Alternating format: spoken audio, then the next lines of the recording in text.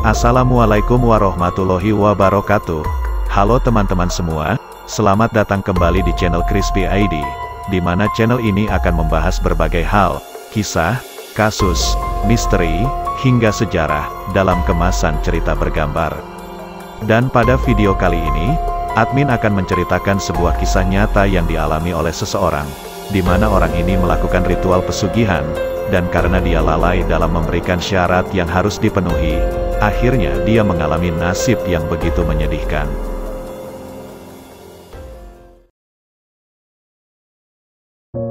Seorang laki-laki tua kurus berpakaian lusuh dan bertampang dekil, terlihat senyum-senyum sendiri di sudut pasar dekat tempat pembuangan sampah.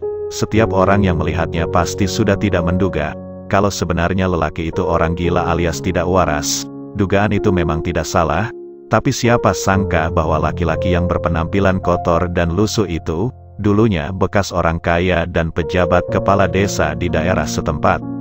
Hal itu diketahui setelah mendengarkan cerita dari seorang pemilik warung makan yang bernama Pak Dirman. Dari penuturan Pak Dirman si pemilik warung, terkuaklah kisah tragedi memilukan yang dialami oleh Suryo.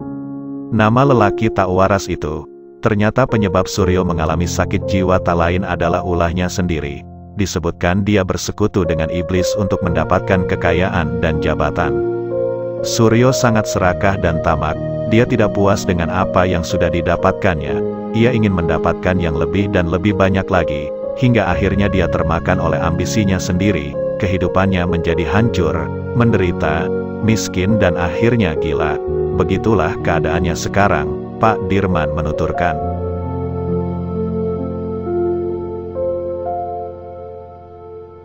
Ceritanya bermula sejak dia masih muda, kira-kira 35 tahun silam. Saat itu usia Suryo masih sekitar 20 tahunan. Sebagai pemuda desa yang hidup miskin, Suryo diliputi keminderan. Dia jadi kurang percaya diri dalam pergaulan. Apalagi wajahnya tergolong tidak tampan dan hanya pas-pasan. Namun cinta memang tak pandang bulu dan cinta memang tak pernah mengenal kasta. Tanpa sepengetahuan siapapun, diam-diam Suryo menyimpan perasaan kepada Yati, gadis cantik yang tinggal satu kampung dengannya. Tak tahan memendam perasaan, Suryo nekat menyatakan isi hatinya kepada si gadis idaman. Sayangnya cinta Suryo ditolak mentah-mentah oleh Yati. Bahkan dengan terang-terangan Yati mencemooh dan mengejek Suryo agar dia berkaca. Hati Suryo jadi terluka karenanya. Dengan menyimpan perasaan dendam, dia lalu pergi ke seorang dukun untuk meminta bantuan gaib. Dia meminta ajian pengasihan dari sang dukun agar bisa memelet Yati, dan si dukun tidak keberatan untuk membantunya.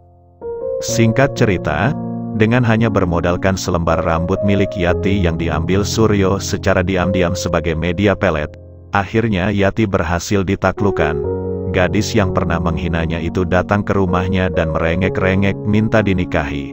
Yati sungguh jatuh cinta setengah mati pada Suryo.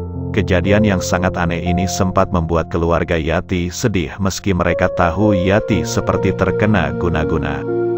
Namun mereka tak bisa berbuat apa-apa, karena aji pelet yang dilancarkan Suryo tergolong tinggi. Mereka sudah mencari orang pintar untuk mengobati Yati namun selalu saja gagal. Untuk membendung aib yang lebih besar lagi, akhirnya keluarga Yati merestui perkawinan Yati dengan Suryo. Namun meski mengizinkan Suryo menikahi anaknya, orang tua Yati memberikan sebuah syarat yang harus dipenuhi Suryo. Syarat itu adalah Suryo harus bisa memberikan kehidupan yang lebih baik. Mereka tidak mau Yati hidup miskin dan menderita seperti keluarga Suryo.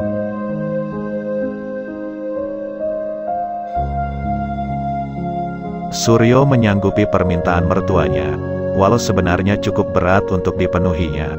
Bagaimana tidak berat, dengan status pengangguran dan orang tua yang miskin? Mungkinkah dia bisa memberikan kehidupan yang layak bagi istrinya?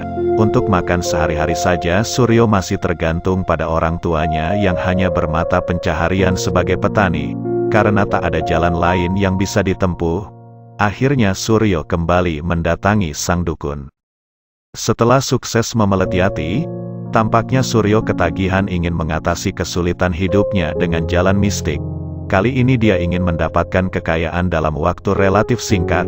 Dia sering mendengar tentang ritual pesugihan yang bisa membuat orang kaya mendadak walau harus menempuh resiko yang tidak ringan.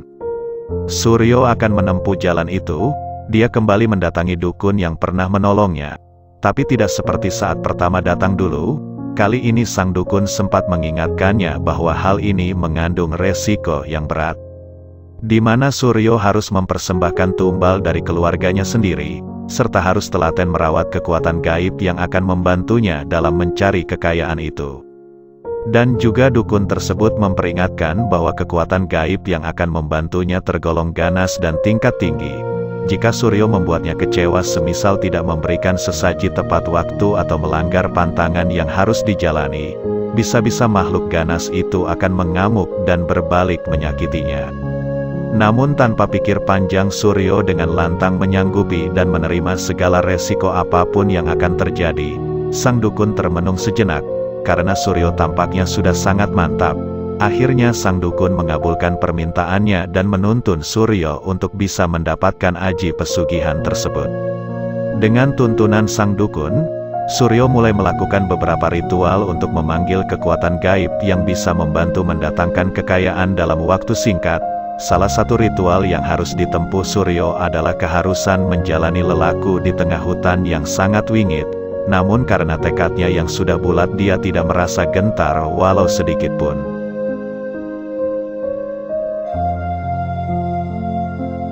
Setelah menjalankan ritual pesugihan itu, Suryo kembali ke kampung halamannya. Sesampainya di rumah, Suryo mendapat kabar buruk bahwa ayahnya meninggal dunia.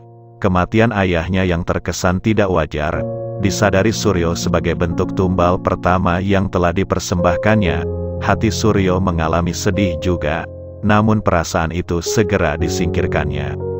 Selanjutnya Suryo menjalani hidup seperti biasa seolah tidak pernah terjadi apa-apa.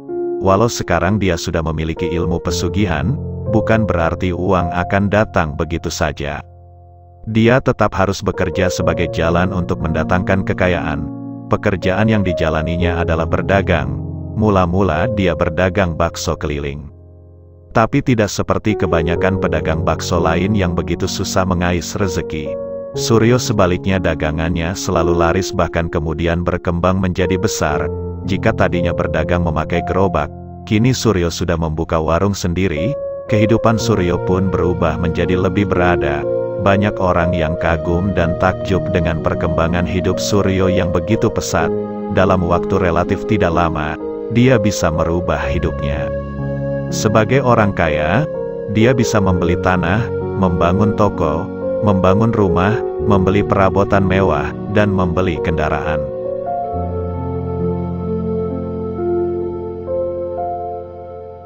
Namun perubahan hidup Suryo itu bukan tanpa kecurigaan orang-orang di sekitarnya. Mereka mencurigai kekayaan yang didapat Suryo dilakukan dengan cara tidak wajar. Hal ini dibuktikan dengan beberapa kejadian aneh yang melingkupi hidup Suryo. Setiap kali istrinya melahirkan anak, selalu saja bayinya mengalami kematian. Hanya satu orang anak Suryo yang hidup, tapi anak itu mengalami cacat mental. Para warga menduga anak-anak Suryo yang mati itu digantikan sebagai tumbal. Untuk menghilangkan kecurigaan orang-orang, Suryo kemudian mengambil anak orang lain untuk dijadikan anak angkat. Biasanya bayi orang miskin yang tidak kuat membayar biaya persalinan. Anak-anak itu ditampung di rumahnya. Dia menjanjikan akan merawat dan menyekolahkan mereka hingga dewasa. Ada 3 orang anak angkat yang diasuh oleh Suryo. Karena mereka tidak mengalami nasib naas seperti anak kandung Suryo, dugaan menumbalkan anak pun akhirnya sirna. Namun kecurigaan masyarakat tidak sepenuhnya hilang. Beberapa dari mereka ada yang memergoki Suryo melarung sesaji di sebuah sungai. Ada juga yang memergoki makhluk halus besar hitam di belakang rumah Suryo. Mereka mengira makhluk halus itu sebagai peliharaan Suryo. Sayangnya tidak ada seorang pun yang berani mengusiknya.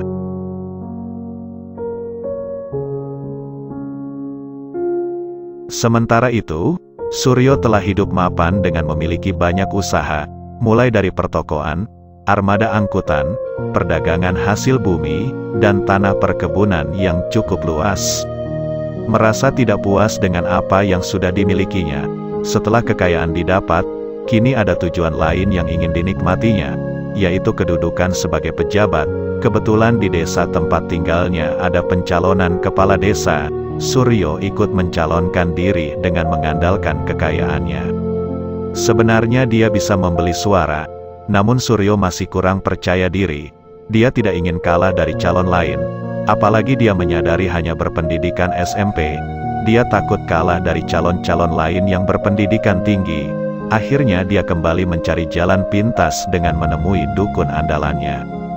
Tapi sekali lagi, sang dukun sempat menghalangi keinginannya itu, dengan dalih khawatir Suryo tidak bisa merawat kekuatan gaib yang dipeliharanya, dikarenakan kerepotan duniawi yang sedang dia jalani. Namun karena Suryo sudah dikuasai oleh nafsu, dia tetap memohon agar dirinya dibantu. Dia merasa masih sanggup untuk menjalani persyaratan dan kekuatan gaibnya nanti. Karena Suryo terus memaksa, akhirnya sang dukun mengabulkan.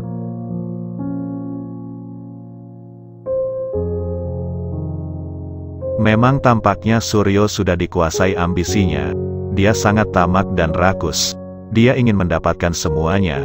Setelah mendapatkan istri yang cantik, kekayaan, kini giliran jabatan.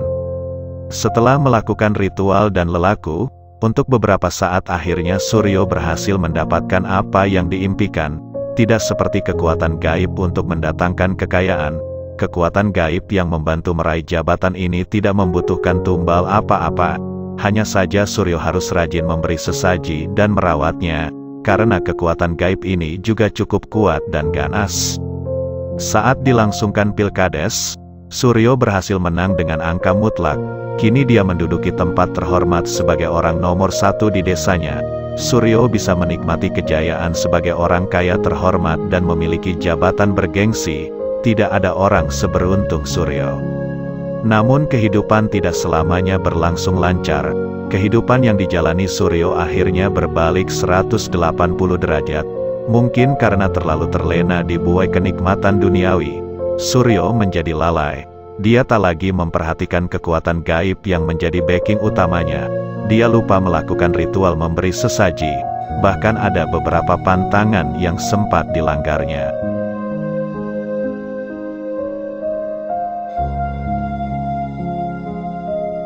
Suatu hari Suryo mendadak jatuh sakit. Tapi anehnya, sakit yang dideritanya tidak bisa terdeteksi oleh diagnosa dokter. Obat-obatan yang diberikan pun tidak mampu meredam sakit luar biasa yang mendera tubuhnya. Suryo merasakan badannya seolah panas dibakar api, dan perih seperti ditusuk duri-duri tajam. Mungkin itulah bentuk siksaan dari kekuatan gaib yang marah padanya. Sementara di sisi lain, kedok Suryo yang telah menggunakan ilmu pesugihan diketahui masyarakat. Hal ini bermula ketika salah satu anak angkatnya mati secara tidak wajar. Orang-orang mendapati di dalam salah satu ruang di rumah Suryo terdapat aneka macam ubur rampe yang biasa digunakan untuk acara sesembahan roh halus. Tak pelak lagi, hal ini menimbulkan kemarahan masyarakat. Mereka merusak rumah Suryo, sementara Suryo sendiri mengungsi ke tempat lain. Kejatuhan Suryo tinggal menunggu waktu. Satu persatu usahanya bangkrut dan hartanya habis karena digunakan untuk mengobati penyakitnya. Malangnya, Yati istrinya yang tiba-tiba tersadar dari pengaruh pelet kembali kepada orang tuanya dan menuntut cerai. Sementara anak-anak angkat Suryo kembali kepada keluarganya masing-masing. Mereka ngeri setelah mengetahui Suryo bersekutu dengan setan untuk mendapatkan kekayaan. Akhirnya Suryo jatuh miskin dan hidup terlunta-lunta. Dia kehilangan jabatannya sebagai kepala desa karena sudah tidak bisa melaksanakan tugasnya dengan baik. Ia juga kehilangan seluruh harta kekayaannya. Untunglah ada seorang kiai berilmu yang menolongnya melepaskan siksaan jin peliharaannya. Tapi sayang, kesembuhan Suryo tidak berlangsung 100%. Dia berubah tidak waras alias gila. Mungkin itu sebagai karma atau balasan atas perbuatan yang bersekutu dengan setan.